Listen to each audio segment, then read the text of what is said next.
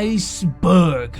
Essa pedra de gelo aqui, ó. É esse o nosso tema de hoje, rapaziada. Quer dizer, não a pedra, e sim a trend do iceberg, meus amigos. Tá na hora da gente fazer o definitivo iceberg do The Walker Center sobre Walking Dead. Estamos aqui hoje para entrar nas profundezas das águas, das informações mais obscuras e curiosidades a respeito de Walking Dead, meus amigos. Vamos ver? Será que tu vai manjar de todas? Será que tu vai descobrir coisas novas hoje? Vamos descobrir agora mesmo. Muito bem, senhoras e senhores. Explicando de maneira rápida, o iceberg, nada mais nada menos, é uma trend baseada no nível de conhecimento que as pessoas têm, que o público em geral tem a respeito de determinado assunto. Na superfície é fácil, é o que todo mundo vê, é aquelas informações que a maioria sabe porque é muito visível. Daí você tem as águas rasas, onde menos pessoas têm contato, e então você tem as águas profundas, as águas abissais e, por último, as águas sombrias.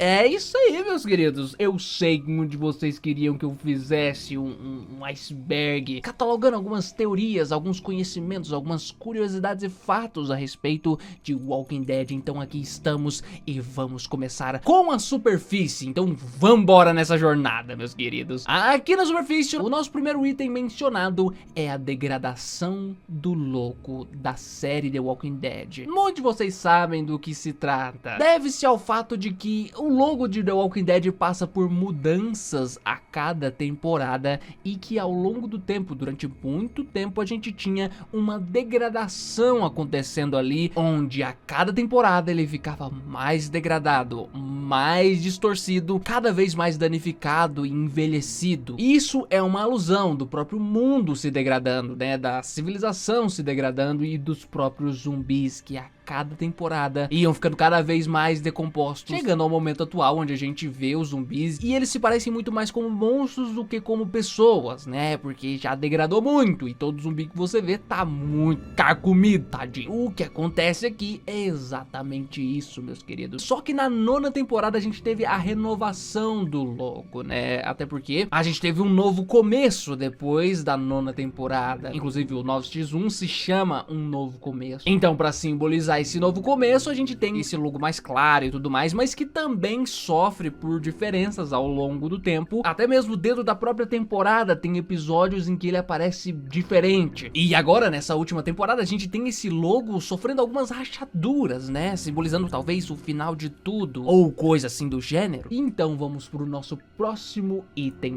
desta lista. Os personagens nunca falam a palavra zumbi. E aqui, meus amigos, a gente tem que desconsiderar a versão brasileira de The Walking Dead. Você assiste Walking Dead dublado primeiro, pare com isso imediatamente. Você não viu The Walking Dead, é só pegar o 7x1, assistir dublado e depois assistir legendado, você vai entender o que eu estou falando. Mas na dublagem sim, você tem as pessoas falando zumbis direto. Entretanto, no áudio original, na versão original, nunca tem um personagem na série de TV falando a palavra zumbi. Isso se deve ao fato de que no universo de The Walking Dead, o conceito dos filmes de zumbis e do zumbi da cultura pop não existe. Essa é a primeira vez que eles estão se deparando com toda essa realidade. É a primeira vez que eles estão se deparando com esse conceito todo. Então, naturalmente, a palavra zumbi não existe. Eles levam isso muito a sério até hoje na série. Entretanto, não se pode dizer o mesmo do jogo da Telltale, onde, vez ou outra, eles mencionam sim a palavra zumbi. O jogo não se passa no universo da série, sim no universo dos quadrinhos. Movendo a seguir, Beta é um cantor country. Bom, isso aqui tá na superfície, então muitos de vocês já sabem disso porque foi revelado na própria série, entretanto não de forma verbal. De maneira sutil, a gente sabe que o fato de o Beta esconder sempre a sua identidade é devido a ele ter sido uma pessoa famosa antes da queda. E aí, ao longo da 10ª temporada, a gente descobre por meio do episódio 14 que o Beta era na verdade um cantor country famoso. Até parece o álbum dele e ele até ouve algumas das músicas dele dele durante o episódio. E é curioso, mano, que o personagem era um personagem ligado à música antes do apocalipse e agora ele é um personagem que odeia barulhos. Isso é um bagulho bem interessante de fato. E além disso, a gente também consegue ver mais discos do beta nos derivados de Walking Dead, inclusive em World Beyond, por exemplo, ele aparece ali no cantinho. Helicópteros. Essa é a palavra com H que mais dá o que falar pro fã de Walking Dead. O fã de Walking Dead vê um helicóptero, ele já começa a se tremelicar todo, meu amigo. Ele já fica ofegante, ele já começa a fazer gemidos estranhos. O fã de Walking Dead tem alguma coisa com helicópteros. E o próprio Walking Dead também, porque desde o primeiro episódio a gente tem helicópteros aparecendo. Lá no primeiro episódio, quando o Rick encontra aquele helicóptero, assim que ele chega em Atlanta e sai correndo atrás dele, e depois ninguém acredita, né? Fala que ele tá alucinando. Esse negócio do Rick ver um helicóptero sempre foi um elemento tão interessante, que a gente sempre esperou que eles fossem e se aprofundar e tudo mais. Nunca se aprofundavam. É só pelo fato de que sempre que aparecia um helicóptero dava treta, né, mano? Era sempre perto de dar alguma treta. Na primeira vez, o Rick acabou seguindo o helicóptero e dando de cara com uma horda. Na segunda vez, o helicóptero caiu e a gente teve o governador sendo apresentado por meio disso. E depois, na 8ª temporada, a gente vê o helicóptero da CRM aparecendo pela primeira vez. No episódio 14 da mesma temporada, a gente também tem esse helicóptero aparecendo quando a Jadis captura o Negan e quase oferece o Negan como oferenda pra eles. Então a gente tem os primeiros episódios da 9ª temporada, onde o helicóptero dá as caras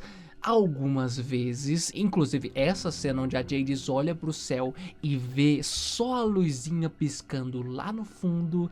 Cara, isso aqui é genial, mano. Muito legal. A vibe dessa cena é uma das coisas mais legais que rolaram na 9ª temporada. Tem toda uma vibe de mistério ligada a esses helicópteros da CRM e tudo mais. E sempre que um helicóptero aparece em The Walking Dead, na verdade. Mas é claro, não sejamos bobos de achar que desde a primeira temporada a ideia da CRM existia. Aqueles primeiros helicópteros não eram CRM, pessoal. Mas é legal de eles terem escolhido pra CRM andar justamente num helicóptero, sabe? É legal a gente ver o Rick sendo levado num helicóptero. É legal a gente ter essa conexão do Rick com helicópteros desde o primeiro episódio da série. Fica no mínimo poético. Ô, do helicóptero, vem cá, dizer um oi.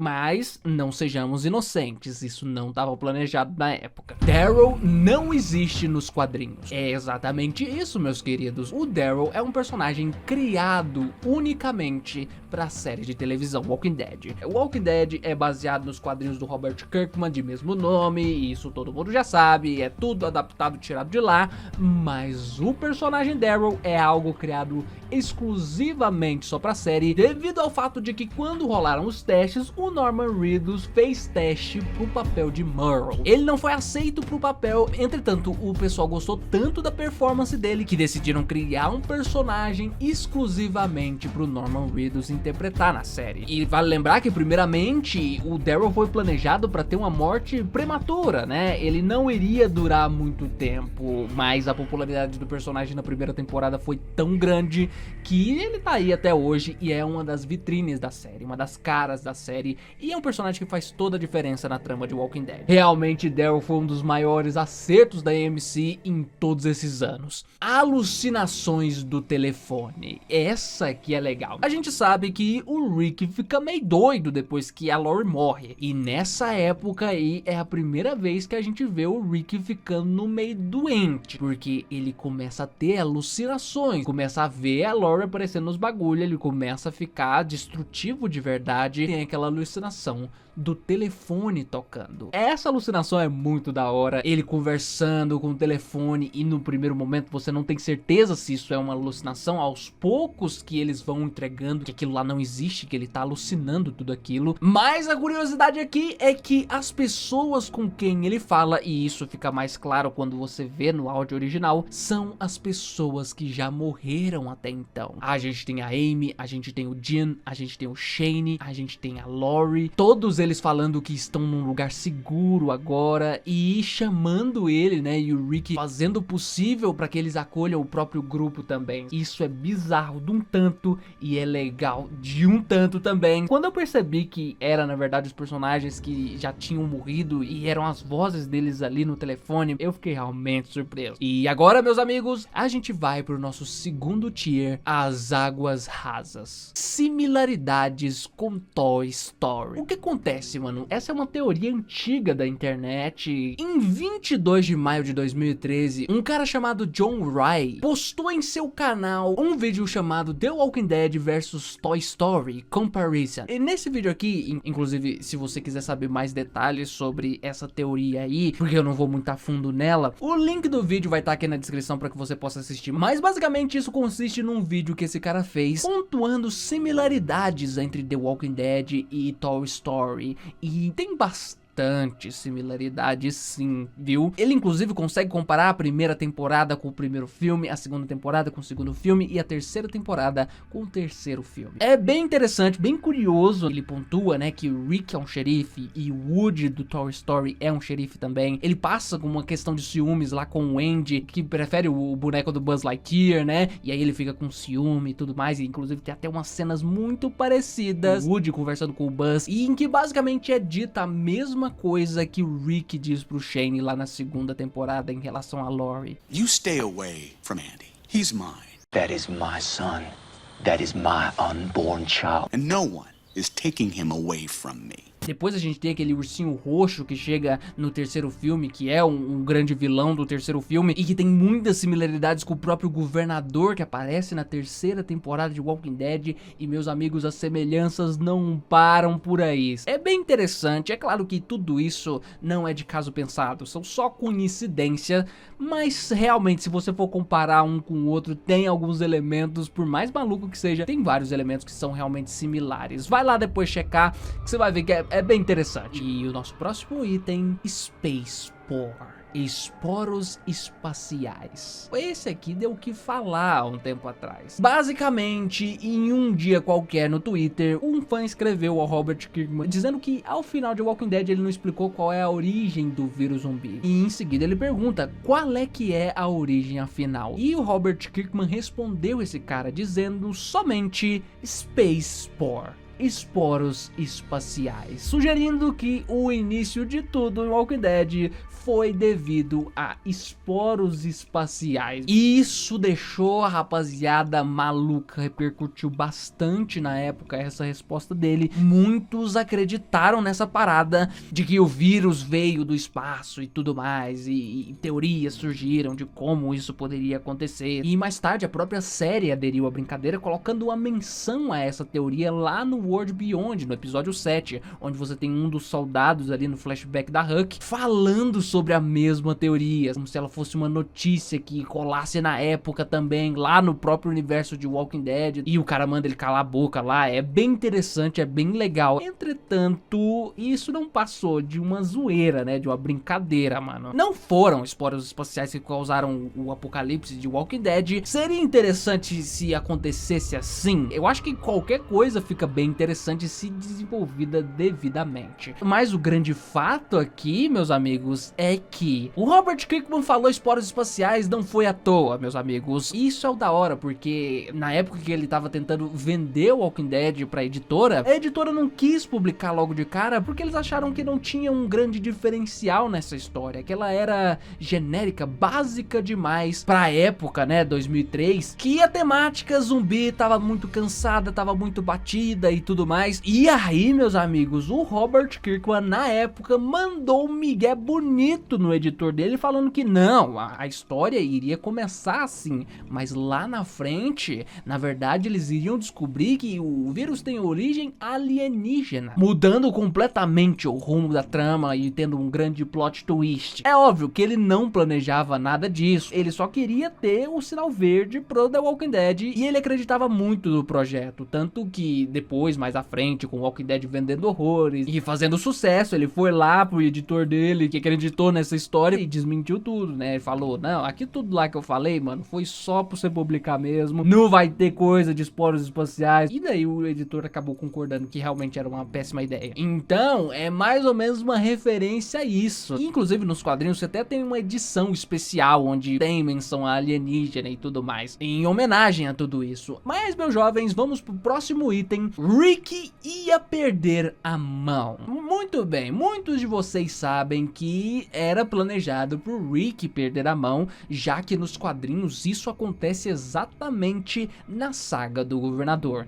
Ele perde a mão, ele fica maneta e futuramente ele começa a usar aquele mesmo treco no braço que o Aaron usa, que o próprio Merle usava na terceira temporada. Só que na série decidiram por não fazer isso, porque iria limitar muito o personagem e iria dificultar muito a produção quando você tem um personagem que aparece tanto como o Rick, e que toda vez que o personagem apareceria, você teria que gastar dinheiro com efeitos visuais, ele sempre teria que usar aquele prop lá pra simular que ele não tem mão, e com o tempo ia ficar difícil de manter isso, sem falar que ia limitar muito o personagem, como acontece nos quadrinhos. O Rick, depois que ele perde a mão, fisicamente ele fica muito limitado. O próprio Robert Kirkman disse que se arrepende de ter tirado a mão do Rick naquela época. Era uma época, inclusive, que o quadrinho de Walking Dead era muito imaturo. Inclusive, o pessoal endeusa os quadrinhos de Walking Dead, mas a verdade é que demorou pro negócio ficar bom de verdade. No início era bem imaturo, era bem adolescentão, fingindo ser adulto, sabe? Aquele negócio que é uns gore desnecessários, sabe? Infantil pra caramba, uns bagulho exagerado pra te chocar mesmo, uma atrocidade assim, que é só pra chocar. É tipo um adolescente fingindo que é adulto, entendeu? É mais ou menos depois do arco da prisão que o quadrinho de fato fica bem legal e chega na saga dos Salvadores e ele fica perfeito. Mas isso aí já é assunto pra outro vídeo. E daí a gente tem a morte na Torre de Água. Isso se refere à morte do Padre Gabriel, que acontece nos quadrinhos, bem ali no final da saga dos Sussurradores, onde o Padre Gabriel tá em cima dessa torre e aí ele avista a colossal horda da Alpha chegando e ele acaba ficando assustado e corre pra avisar os outros, só que ele tropeça e cai lá de cima da caixa d'água e fica preso na escada, com o pé todo quebrado, todo fudido, e a horda vai passando, meu amigo, e vai comendo o Padre Gabriel inteiro e tudo mais. É o início do ataque do Beta, né, do cerco do Beta a Alexandria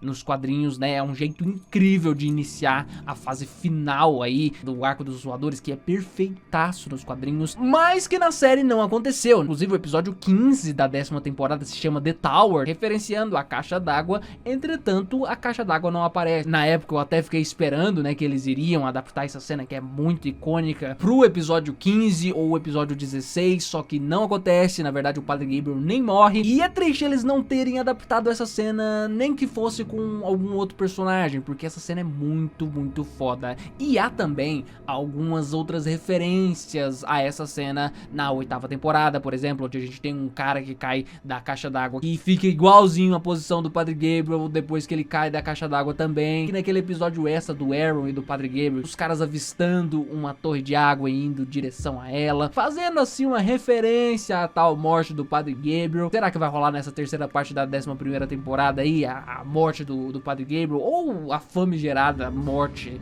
da caixa d'água? Eu acho que seria bem interessante. Não necessariamente poderia ser o Padre Gabriel, mas qualquer um, desde que eles fizessem essa cena icônica. Eu acho que seria um negócio bem interessante de adaptar. É mais uma das coisas iradas que eles cortaram do final do arco dos Sussurradores e que ficou fazendo falta. E então a gente vai aqui pro Shane, é na verdade o pai da Judith. O nome do bagulho fala por si só. Desde que a Laurie apareceu grávida, a grande questão é de quem que é esse filho. É na verdade um ponto do plot muito importante da 2ª temporada. O Shane alegando que o filho é dele e tudo mais, e a Laurie falando que é do Rick. E o próprio fandom discutiu isso por anos e anos. Só que na própria série, na 7ª temporada, episódio 4, a gente tem o próprio Rick alegando que na verdade o filho é do Shane sim. Só que isso não faz diferença alguma, né? Ele conversa sobre isso com a Michonne e tudo mais. E é basicamente isso. Morte da Andrea. Meus amigos, a morte da Andrea foi um negócio, assim,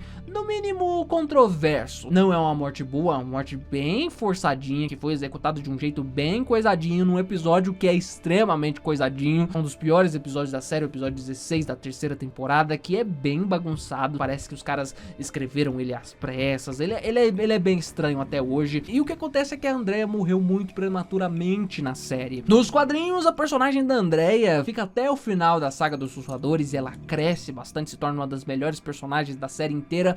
E ela se torna também o par romântico do Rick, ao invés da Michonne. E nos quadrinhos, a personagem da Andrea é muito foda. Ela, de fato, é uma personagem muito foda. Entretanto, meus amigos, eu não necessariamente discordo da morte dela. Isso até gerou uma treta na época, porque avisaram a atriz poucas semanas antes deles gravarem a tal da morte da Andrea, sendo que ela tinha contrato pra muitos anos de série, mas rolou essa mudança aí na última hora e a Andrea acabou morrendo. E eu não acho necessariamente que a Andrea morrer na série tenha sido uma ideia ruim. Eu acho que ela foi executada de maneira tosca, mas não é uma ideia ruim dado o que a Andrea é na série. Ela é muito diferente do que ela foi nos quadrinhos, sabe? Nos quadrinhos é uma personagem super carismática, super interessante, mas na série ela foi tida desde a primeira temporada como uma personagem antipática que muitos fãs não gostavam. E se você fosse adaptar essa trama dela crescendo e se tornando a esposa do Rick futuramente, meus amigos, na série não ia funcionar,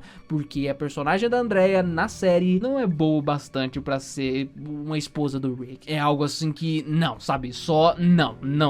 Mas gerou muita polêmica na época e a própria atriz não gostou nada que isso tenha acontecido. E então a gente chega aqui nas águas profundas, meus amigos. O terceiro tier do nosso iceberg. Sobre personagens e atores descontentes e mudanças de plano no meio do caminho, temos que falar sobre a morte do Dale, que também foi prematura, que não estava no planejamento, mas que eles tiveram que fazer por pedido do próprio ator, que não queria mais fazer a série por conta das tretas que rolaram com um amigo dele na primeira temporada, o Frank Darabont, conhecido também como uma das mentes mais brilhantes que já passaram por The Walking Dead. Essa é uma treta grandiosa. Jeff DeBund, o Dale, ele era um grande amigo do Frank Darabont, que dirigiu o primeiro episódio, que é o showrunner da primeira temporada de Walking Dead, que foi o responsável por trazer toda aquela visão que a gente viu no Walking Dead, que fez dele um sucesso. O que acontece? Ao final da primeira temporada, o Frank Darabont foi demitido do cargo de showrunner por divergências criativas. Basicamente aquele negócio que eu falo desde sempre pra vocês, e isso é um problema que esteve desde os primórdios da série, que é o negócio do orçamento. A primeira treta de Walking Dead foi por causa de orçamento e até hoje os caras não aprenderam. Basicamente Frank Darabont tinha os seus conceitos pra série, ele tinha seu planejamento pra The Walking Dead e ele era a cabeça por trás de tudo, o showrunner. Só que ele foi demitido na época depois de ele ter se oposto ao corte de orçamento que rolou entre a primeira e a segunda temporada. E esse é um dos grandes motivos da segunda temporada se passar numa fazenda e ela ser mais contida, mais focada em desenvolvimento de personagens, né? E como tivemos bons roteiristas, é na verdade uma das melhores temporadas de todas, mas que ao longo do tempo esse problema aí de corte de orçamento foi trazendo problemas pro The Walking Dead. Isso é fato, é um dos maiores problemas. Uma das maldições de Walking Dead é o negócio do orçamento. E já naquela época o Frank Darabont se opôs categoricamente a esse corte de orçamento, porque com aquele dinheiro não daria pra ele seguir a história do jeito que ele queria. Lembrando que o Frank Darabont é um cara de cinema, ele é o cara que tornou a primeira temporada cinematográfica de fato. Vocês podem notar que o primeiro episódio de Walking Dead, por ser dirigido por ele e por ele ter tido o orçamento que ele precisava, é o episódio mais cinematográfico da série de longe, em questão de escala, em questão de direção. O escopo é muito grande e ele queria dar continuidade à ideia dele, sabe? Alguns conceitos dele foram abandonados também assim que ele saiu, como por exemplo a ideia que ele tinha dos zumbis, os zumbis que escalam muros. Lembra que o zumbi escalava muro lá na primeira temporada? Eles pegavam pedra e quebravam vidro, que eles até ficavam em estado de repouso, né, sentados, e que eles corriam. Grande detalhe aí, que era da primeira temporada, e lentamente eles foram tirando esse conceito com os zumbis ficando lerdos de novo, e agora a gente tem essa volta desse conceito com essa tal dessa variante aí. A gente viu que os zumbis vão escalar os muros aí no final de Walking Dead, essa terceira parte da 11ª temporada e tudo mais. Vamos ver como que vai ser isso, se vai ser interessante. Pois é, algo semelhante a isso acontecia lá na primeira temporada e foi abandonado por causa da saída do Frank Darabont da produção. E aí que a gente chega na morte do Dale, porque o Jeffrey DeMundi, que é um grande amigo do Frank Darabont, ficou realmente ofendido com a saída dele da série e também decidiu que iria sair também, que eles podiam criar aí uma morte aí pro personagem e tirar ele fora. E foi assim que a gente tem uma das mortes mais marcantes da série, que é a morte do Dale. Originalmente, o Dale era pra ter sobrevivido até mais ou menos a 5ª temporada, porque nos quadrinhos a morte dele é a mesma morte do Bob. É o Dale que os canibais pegam e cortam a perna, e tem toda aquela trama que rolou com o Bob. Isso tudo acontece com o Dale, meus amigos. Então a gente vem pra o mesmo hospital foi usado 2 vezes. Eu estou falando daquele hospital da 5ª temporada. Vocês lembram da fachada daquele hospital da 5ª temporada, onde a gente tem aquela icônica cena carregando a Beth nos braços, uma das melhores cenas da série? Pois é, aquela fachada, meus amigos, foi usada outra vez para representar outro hospital na série, que é no episódio 15 e 16 da 10ª temporada, onde eles usaram o mesmo set e caracterizaram de maneira diferente. Mas é claro, na série não é a mesma localização, é só o mesmo prédio que eles usaram, eles até caracterizam de maneira diferente o prédio e tudo mais. É bem interessante isso, e essa reciclagem de cenários é vista com certa frequência em Walking Dead. Foreshadowing da morte do Abraham. Meus amigos, a morte do Abraham é uma das mais icônicas da série, é um dos momentos mais catárticos de The Walking Dead, um dos momentos mais tristes de The Walking Dead, e é o melhor episódio de todos os tempos da história da TV. O hype que a gente tava pra saber quem é que ia morrer de fato ali no 7x1, mas o que acontece é que se você prestasse bastante atenção, e hoje é bem claro, na época nem tanto, mas hoje é bem claro, eles haviam dado diversas e diversas pistas que confirmavam que o Abraham seria o escolhido pelo Negan para ser morto. O episódio 16 da 6ª temporada deixa isso muito claro em diversos momentos, como por exemplo o Abraham perguntando pra Sasha se eles conseguiriam fazer aquilo que a Meg e o Glenn fizeram, ter um filho no meio de tudo isso. E aí no final da cena, enquanto eles estão andando ali num momento de otimismo, aquele pôr do sol batendo na janela do trailer, o próprio Abraham falando que na verdade sim, ele teria coragem de fazer isso com a Sasha. Dali fica muito claro que ele na verdade é o cara que vai ser escolhido, né? Foi a bandeira. Na época nem tanto, mas vendo hoje em dia, a gente consegue ver claramente ali a morte do cara se construindo, as engrenagens da narrativa funcionando. E daí a gente tem também um momento muito marcante que comprova mais ainda que o Negan já tinha escolhido naquele exato momento que o Abraham seria a vítima dele, que é o fato de que o Abraham foi o único ali que enfrentou o Negan de peito aberto, mesmo depois de todos serem subjugados, mesmo depois de todos ficarem ajoelhados. O Rick tava completamente quebrado, assustado ali com tudo aquilo, com a responsabilidade absurda que ele carregava nas costas, mas o Abraham naquele momento é o único que não se amedrontou. Quando o Negan para de frente a ele, ele é o único que se ergue de peito aberto pra cima do Negan. Ali o próprio Negan dá uma risadinha de deboche, e é ali que hoje em dia, meus amigos, fica claro que foi bem ali que o Negan decidiu matar o personagem, que é o mais óbvio, é a figura que a gente vê ali que é a mais rebelde, que era a mais valente ali. O cara não se amedrontou, o cara continuou enfrentando, ele era grande, forte, habilidoso, seria uma grande ameaça. Então o Negan acabou logo com ele, porque, meus amigos, esse cara ia dar trabalho, viu? É bem interessante ver como esses foreshadowings aconteceram e tudo mais. As referências a Breaking Bad. Mano, isso é uma teoria bem antiga já de The Walking Dead. As duas séries mais famosas da AMC, as mais aclamadas, são Breaking Bad e Walking Dead. E como essas duas são do mesmo canal, referências acontecem à torta e à direito de uma série na outra série. O que tem de referência de Breaking Bad em The Walking Dead não é brincadeira, meus jovens. Uma das primeiras que acontecem é o carro do Glenn lá no 2º episódio da primeira temporada, que é o mesmo carro que o Walter White compra pro filho dele lá no Breaking Bad, meus amigos. Ele até manda uma referenciazinha, né, de que o carro pertencia a um sujeito chamado Glenn. Meus amigos, isso não é coincidência, isso aconteceu mais ou menos na mesma época que já rolava Walking Dead. Isso é uma referência clara a The Walking Dead, é o mesmo carro, com a mesma cor, a mesma pintura, é o mesmo carro. Daí uma das várias referências. A gente também tem o fato de que a musiquinha do Heisenberg toca durante a terceira temporada de Fear the Walking Dead. Também temos o fato de que o Merle tinha metanfetamina azul, o cristal lá do Walter White, dentro das coisas dele, quando o Daryl pega na moto dele as coisas do Merle, onde tinha os antibióticos e tudo mais, pra dar pro T-Dog. Temos um close bem fechado nesse saco de remédios e lá tem a metanfetamina azul do Heisenberg. E isso é muito específico, meus amigos, é muito específico, é Breaking Bad, é uma referência a Breaking Bad aí. Também na quarta temporada tem uma referência onde o Daryl cita com a Beth quando eles estão conversando lá no episódio 12, junto na sacada daquela casa lá. E o Daryl tá contando uma história dele e do irmão dele, onde ele menciona um branquelo drogado que falava de um jeito muito peculiar, mandava lá o icônico bitch que só o Jesse Pinkman manda no Breaking Bad. É no mínimo uma referência. E muitos dizem que Breaking Bad se passa no mesmo universo de Walking Dead, só que antes no apocalipse zumbi. Mas calma lá, pessoal, calma lá, que são só séries do mesmo canal, são só easter eggs de uma série na outra, sabe? Seria muito interessante imaginar Jesse Pinkman no apocalipse zumbi, Jesse Pinkman aparecendo de repente assim no Walking Dead, seria muito da hora.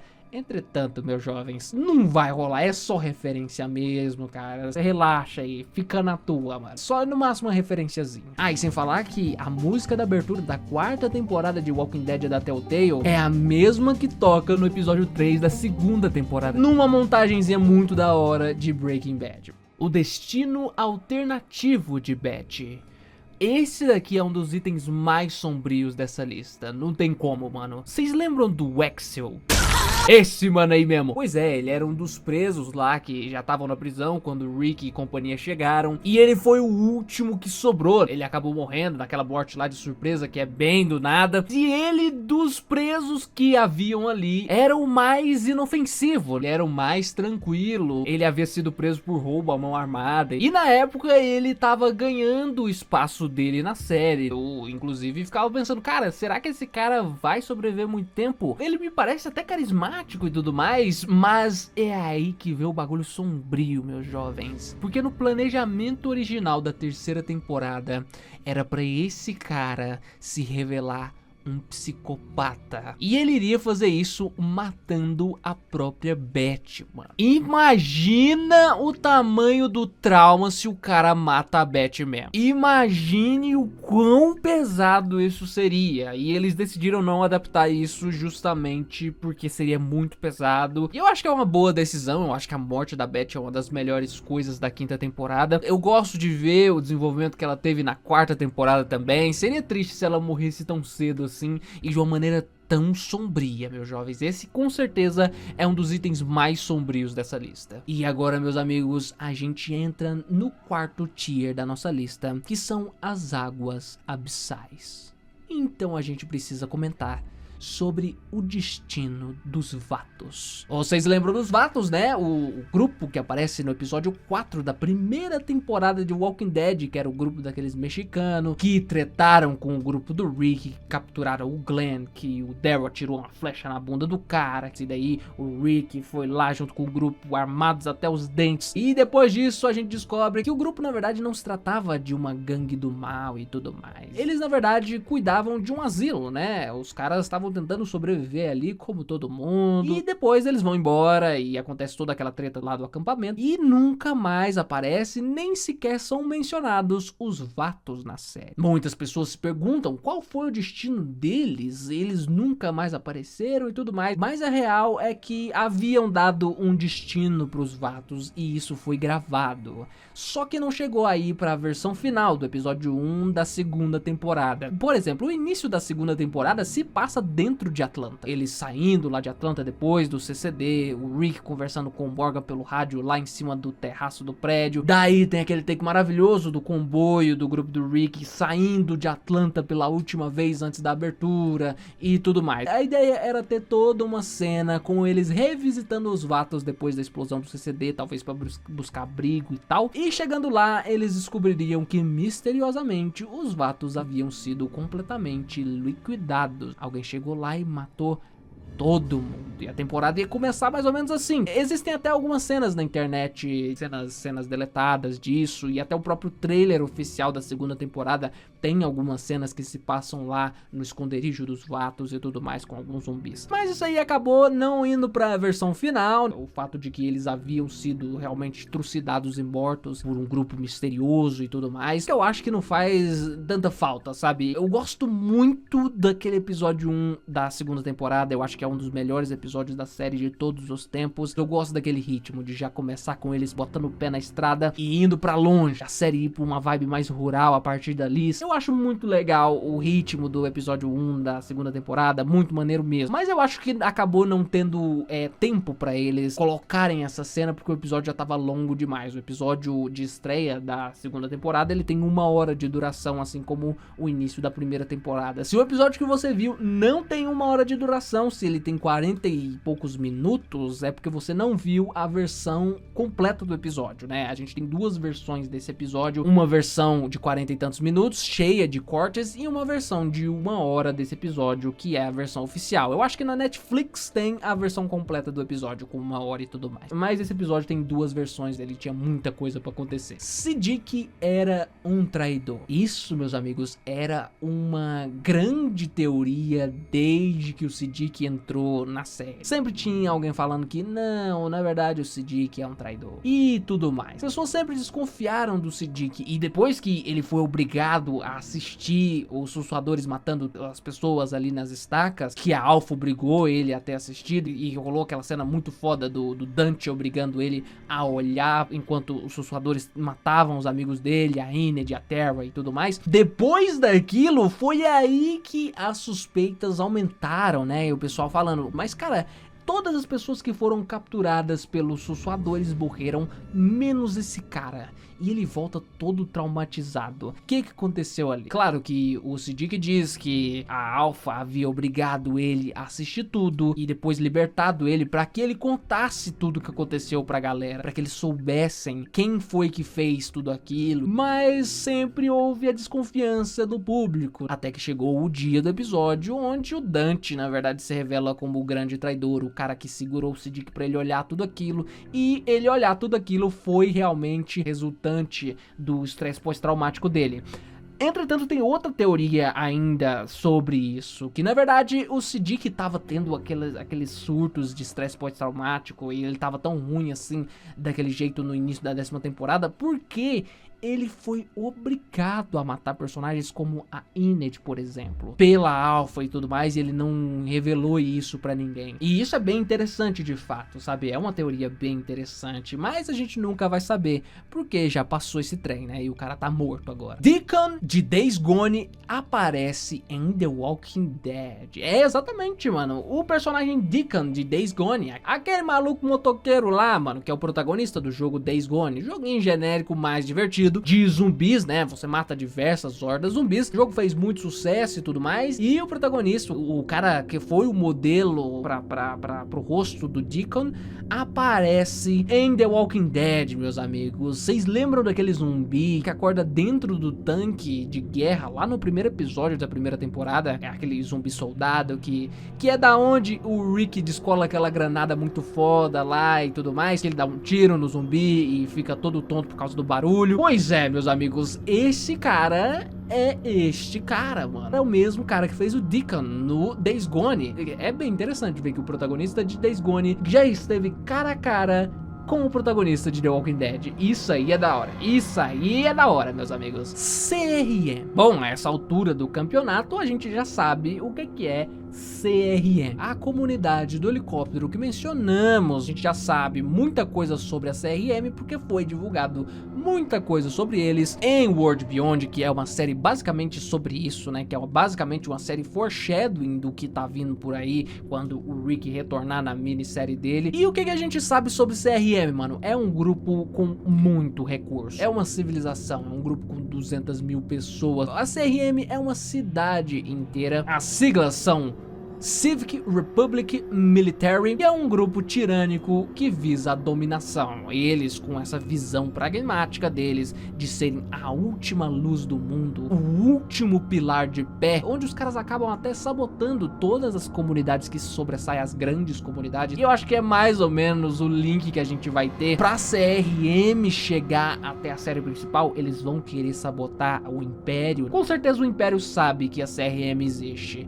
mas vai chegar um momento em que a CRM vai querer quebrar o Império. É uma comunidade militarizada, é uma comunidade tirânica que vive ali com muitos recursos, e lá dentro é tipo o que você tem no Império, só que mais. É o mais perto que você vai chegar de viver uma vida como ela era antes do apocalipse acontecer. Tem o laboratório, né? A gente sabe que a CRM tá em busca da cura dos zumbis, a CRM tá em busca de resolver o problema zumbi. Eles extraem cobaias e trazem pro laboratório para poderem estudar e achar uma cura do bagulho. Isso tudo foi mostrado em World Beyond. E é aí que a gente chega em outro item importante da nossa lista, que é o Heath. Muito se fala do misterioso sumiço do menino Heath lá na 7ª temporada, onde depois que ele e a Tara visita Oceanside, do nada aparece os óculos quebrados do Heath e aquelas faixas de pneu, né? Dando a entender que o Heath foi sequestrado e nunca mais apareceu. Depois, mais à frente, a gente descobre que o trailer do Heath foi parar lá no lixão da Jades. A própria Jades aparece dirigindo esse trailer e tudo mais. E como nós sabemos, a Jades captura cobaias pra CRM. É aí que a gente tem o outro item do nosso iceberg, A ou B. É como a Jades cataloga as pessoas que são levadas pela CRM, as pessoas que o helicóptero leva.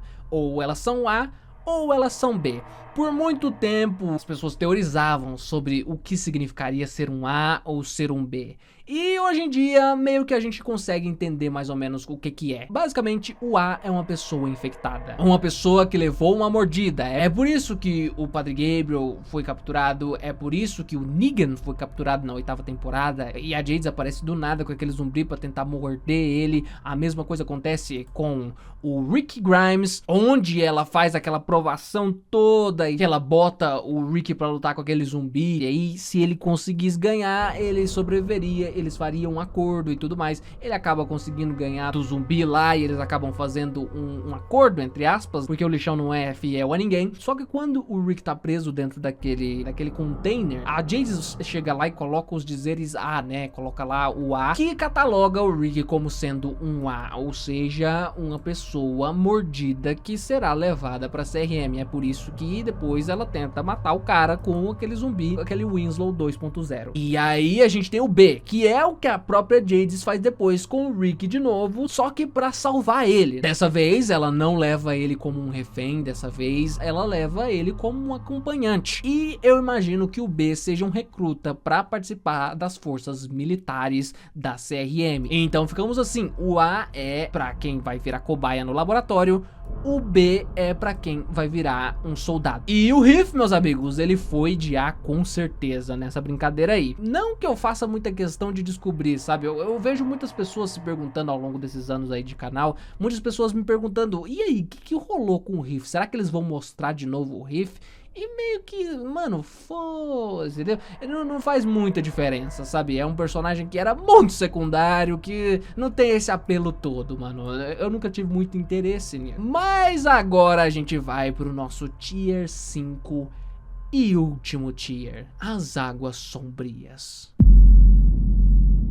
E a primeira, meus amigos, essa primeira é bonita demais. Essa primeira, mano, se pá, é uma das mais legais dessa lista e que muita gente não sabe. E que quem sabe, meus amigos, vocês foram felizes. A morte da Meg vazada. Ah, meus jovens, um dos melhores momentos foi a gente ter esperado pelo 7x1. Foi a espera que a gente teve do episódio 16 da sexta temporada até o 7x1. Quem é que o Negan havia matado? E a gente esperou, e a gente teorizou, e a gente confabulou. A internet inteira estava mobilizada para descobrir quem é que o Negan ia matar. Foi nesse meio tempo, inclusive, que este canal dessa pessoa que eu vos falo surgiu e tudo mais. Foi aí que começou tudo. E um dia antes da fatídica noite do 7x1, do melhor episódio de The Walking Dead, a gente teve na internet um vazamento, mano. Um vídeo pipocou na internet do nada, mano. Eu devia ter feito vídeo sobre isso na época. Eu não fiz porque eu não queria estragar a experiência de ninguém. A gente não sabia se era real ou não. Parecia muito real, sabe, a cena. Então na época eu decidi não fazer vídeo sobre, pra não estragar a experiência de ninguém. Mas, meus amigos, repercutiu muito na internet na noite anterior. Uma cena que foi vazada, que tinha uma imagem terrível, era filmada de uma televisão.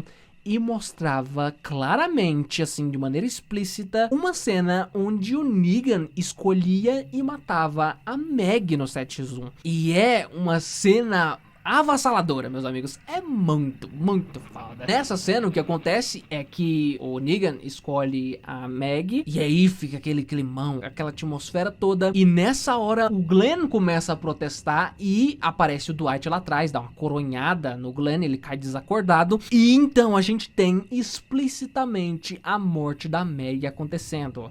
Ela leva uma paulada na cabeça. E aí, meus amigos, ela ainda levanta antes de levar a segunda paulada. Cospe sangue, assim, numa demonstração de desrespeito para com o Negan.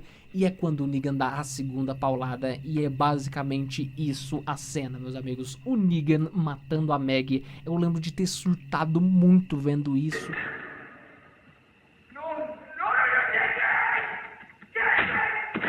Anybody moves, anybody says anything, cut the boys another eye out, feed it to his father, and then we'll start. You can breathe, you can blink, you can cry. Hell, you're all gonna be doing that. Oh, look at that! Taking it like a champ! That!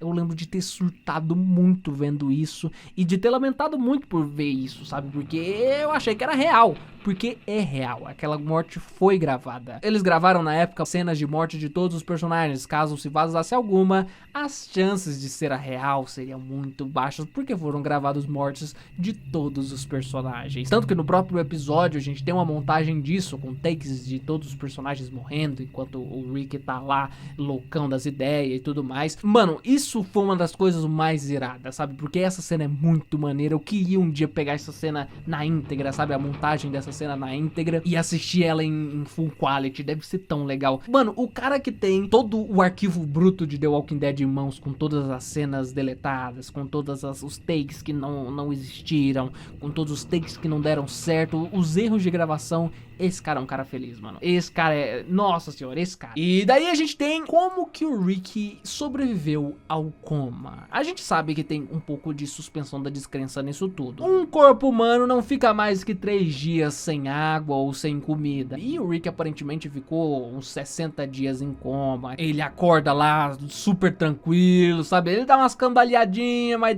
depois tá andando até bem, sabe? Meio mancandinho, mas tá andando até bem, sabe? Ele acorda assim, não tava nem magrelo. Tava bem cuidado, menino, não tava?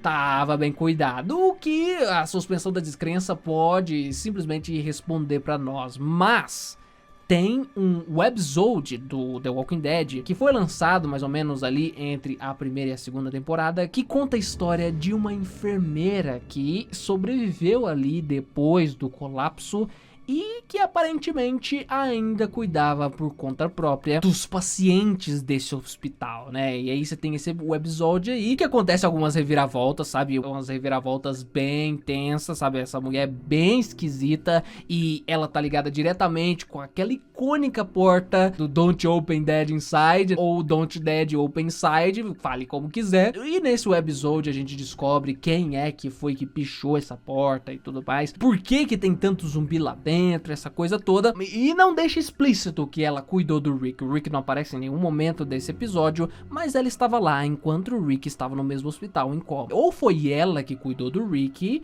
ou ninguém cuidou do Rick. Mas lembro que é uma teoria que tem seus buracos. Por exemplo, a gente tem o fato de que quando o Rick sai de dentro do quarto onde ele estava em coma, tem aquela mesma maca que o Shane coloca ali pra bloquear a entrada do quarto no flashback do episódio 6. E é por isso que os militares não entraram dentro do quarto e não mataram o Rick como estavam matando todo mundo ali. Quando o Rick sai do quarto, a maca ainda tá lá bloqueando a entrada do quarto. Então tem aí alguns problemas, mas obviamente a mulher poderia muito bem ter entrado ali, cuidado de Rick Grimes, vazado e deixado de volta a maca no lugar, mano. Enfim, meus amigos, se vocês quiserem, procurem e assistam ao episódio completo e tirem suas próprias conclusões.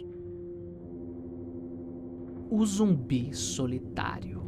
O zumbi solitário refere-se a um dos takes mais bonitos da série The Walking Dead, um dos momentos mais irados lá da segunda temporada de The Walking Dead, que é aquele take icônico do zumbi solitário andando no campo aberto e o Shane olhando pra ele ali de dentro do carro enquanto tocava Civilian, meus amigos. Este momento é um dos momentos mais gloriosos da série. É uma cena simples, mas que tem tantos significados, é uma cena tão legal, e é uma cena tão legal que depois, lá na quinta temporada, a gente teve esse próprio take virando parte da abertura de The Walking Dead. Mano, é muito maneiro esse take, é muito legal, muito icônico, e há a teoria de que esse morto representa o próprio Rick Grimes. A gente sabe que o significado da cena naquele momento em que ela aparece é pra representar o quanto o Shane estava solitário ali naquele momento. Basicamente é isso que ele representa naquele momento em que ele aparece, mas depois ele vira parte da abertura, e essa teoria consiste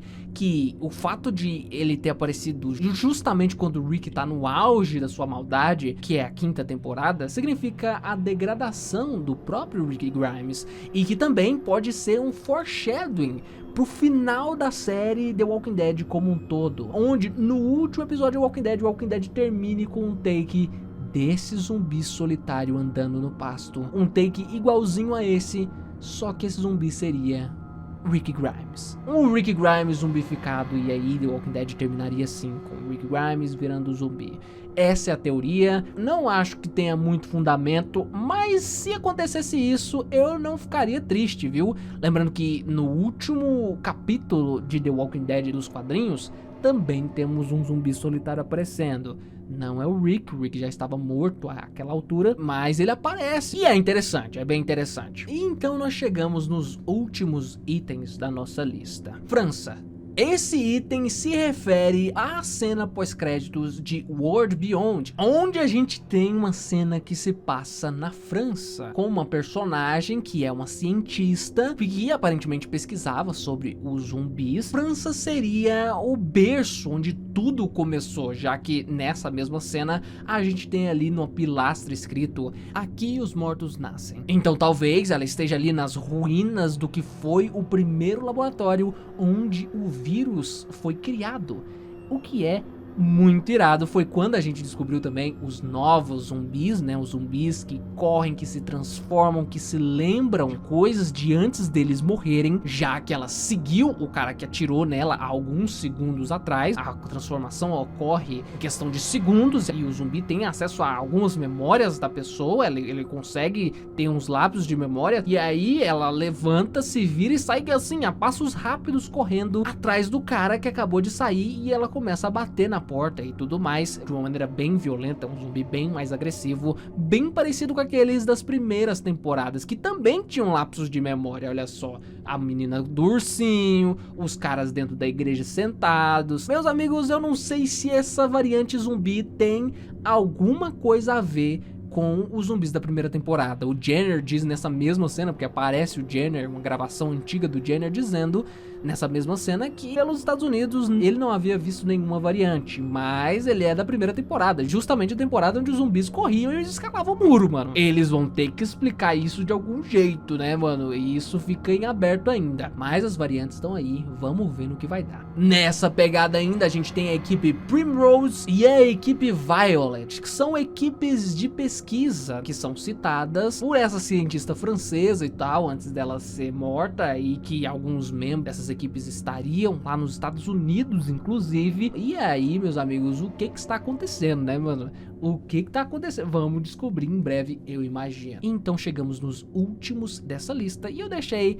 os mais sinistros pro final. Rick viu o futuro. Meus amigos, e se eu te dissesse que essa cena do Rick alucinando e vendo ele mesmo deitado lá na cama de hospital, e se eu te disser que isso não é uma alucinação do passado, que é o que dá a entender a cena, que ele está vendo ele deitado na maca, no hospital da cidade dele, e sim na própria CRM. Lembre-se que a cidadezinha do Rick, a gente vê, não tem muitos prédios, ele mora numa cidade de interior, o tal do Condado de King. Por que que o Condado de King tem tanto prédio assim, meus amigos? O cara é assistente de xerife, não é coisa de cidade grande. Por que que tem esse tanto de prédio aí? A teoria é justamente essa, de que aquela cena do início do episódio 5 da 9ª temporada, na verdade não é um flashback, e sim um flash forward, uma visão do futuro. Será que o Rick viu o futuro?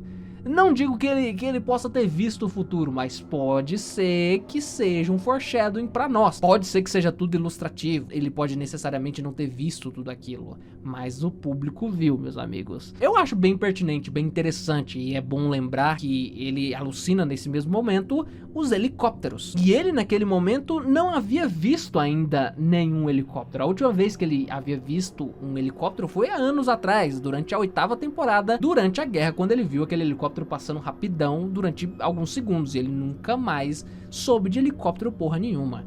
E aí aqui ele alucina com uma horda de helicóptero, sendo que só 40 minutos depois daquilo que ele iria ser levado por um helicóptero. Ele ainda não tinha visto esse helicóptero. Isso é no mínimo interessante, meu jovem. O Rick viu o futuro. É bem da hora. E nessa mesma toada temos os fantasmas do Rick, que diz respeito a basicamente as pessoas que ele alucinou durante esse mesmo episódio. Ele chegou a ver o Shane, depois ele viu o próprio Herschel e por último ele viu a Sasha. Cada um tinha uma mensagem para ele. E se essas mensagens desses fantasmas foram ditas como uma preparação pro futuro, pro que vem a seguir, pro que vem aí nessa minissérie do Rick e tudo mais? Porque o Shane passa uma mensagem pra ele de coragem, né? Pra ele ir pra cima, pra ele juntar toda a raiva e a dor e agir, né? Ele tem que agir. É basicamente essa a mensagem. A outra mensagem, a mensagem do Herschel, é de que tá tudo bem, é uma mensagem mais acolhedora, de que tá tudo bem, vai ficar tudo bem. E a mensagem da Sasha, por último, que é uma pessoa que se sacrificou por todo o grupo. A morte dela deu uma brecha para eles começarem a guerra lá na 7ª temporada. E aqui seria ela passando uma mensagem de que ele talvez tenha que se sacrificar também pelo resto das pessoas. E é claro, tudo isso acontece com o negócio da ponte, né? Ele enfrenta o negócio, ele luta pela família dele e ele se sacrifica pra salvar todo mundo ali da horda, pra horda não atravessar a ponte e tudo mais. Isso de fato acontece. Mas e se esses fantasmas também avisaram do que tá vindo aí ainda? E se no final o Rick tiver que se sacrificar por todos de novo e ele acabar morrendo nesse processo,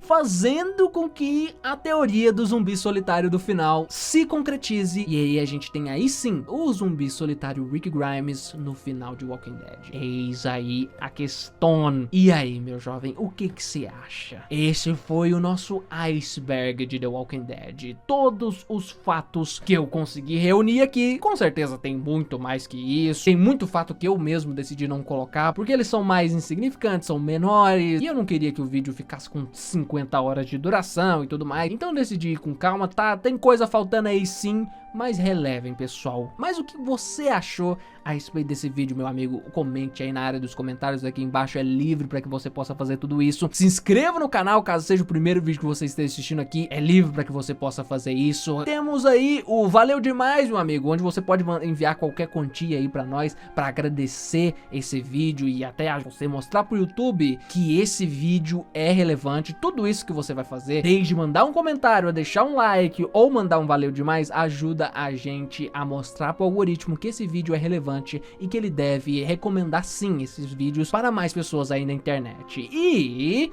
não nos esqueçamos que ao longo desse vídeo passou um monte de vezes aí o anúncio de que o próximo mundo tá chegando no dia 15/11 de 2022.